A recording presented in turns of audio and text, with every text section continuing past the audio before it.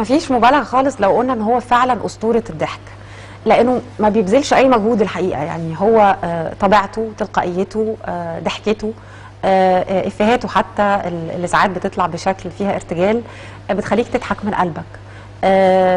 اعمال كتير، يعني احنا مش عارفين حتى نتكلم على ايه ولا ايه لما فكرنا هنعرض في كليب ايه.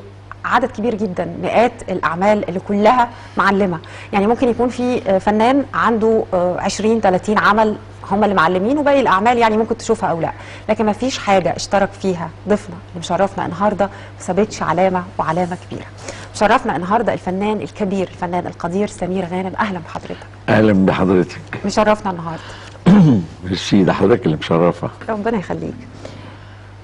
هل كان في كوميديا زمان او كان في اجواء زمان تخرج حد بحجم وقيمه سمير غانم ما بقتش موجوده دلوقتي، ولا في جيل جديد ربما حضرتك ككوميديان ممكن تبقى راضي عنه؟ لا، هو كل حاجه يعني كل وقتها ليها جمهورها، بس هو اللي انا بقوله يعني ان الكوميديا الحلوه اللي بتعيش. يعني لما تعمل مسرحيه زي المتزوجون 30 سنه دلوقتي تقريبا، ولغايه دلوقتي تتفرج عليها وتضحكي. دي بتبقى صعبه قوي، يعني ان الكوميديا اللي هي تضحكي عليها وانت عارفاها وتضحكي تاني. انما طبعا دلوقتي ما شاء الله يعني كم من الشباب تحفه يجننوا، مجموعه كبيره قوي وكلهم حلوين. كلهم حلوين، بس ايه، يا رب ما حدش فيهم يتغر او حاجه كده بقى. ده الخوف بقى. وما يتفركشوش، يعني كل واحد يروح في حته وبتاع، يبقوا مع بعض كده حلوين.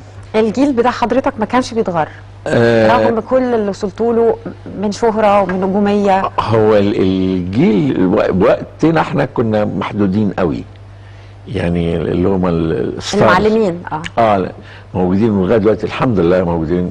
طبعا حبيب قلب عادل امام طبعا، الله يرحمه سعيد صالح، الله يرحمه يونس شلبي، والجميل محمد صبحي موجود دلوقتي الحمد لله. يعني لسه بنقول يعني فينا ده لسه شغال، لان الكوميديان اللي هو انا عندي اساسا للارتجال دي موهبه بقى، دي بتاعت ربنا. يعني المؤلف يكتب، ابص في الكتابه واغمض عينيا واسيبها وما اعرفش ايه اللي هيحصل بقى، ايه اللي هيحصل. يعني اعيش في الشخصيه لحد ما يطلع الافيهات. وده الجزء اللي فيه موهبه، اللي هو ده حاجه بتاعت ربنا. دي بتاعت ربنا، اللي هو اللي مش اي واحد يقول الارتجال.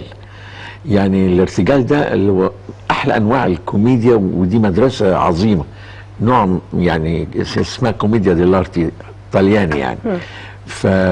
والارتجال ده على مستوى العالم، يعني حتى في نجوم امريكان برضو كده اللي تلاقيهم بيعملوا توك شو فظاع. يعني كان فيهم ناس ممثلين دلوقتي بيعملوا توك شو لوحدهم يجنن، عشان عندهم الملكه دي. ده كفايه هيلين، عارفه هيلين؟ تجنن هيلين دي، يعني ما تعرفيش اذا كانت ولد ولا بنت ولا بس فظيعه فظيعه جباره يعني. بدون حديث حضرتك، فالموجودين حاليا يعني انا مبسوط منهم جدا. وتنبأت لبعضهم يعني بنجوميه وهم عارفين نفسهم. شايف حد فيهم، يعني شايف حضرتك شايف نفسك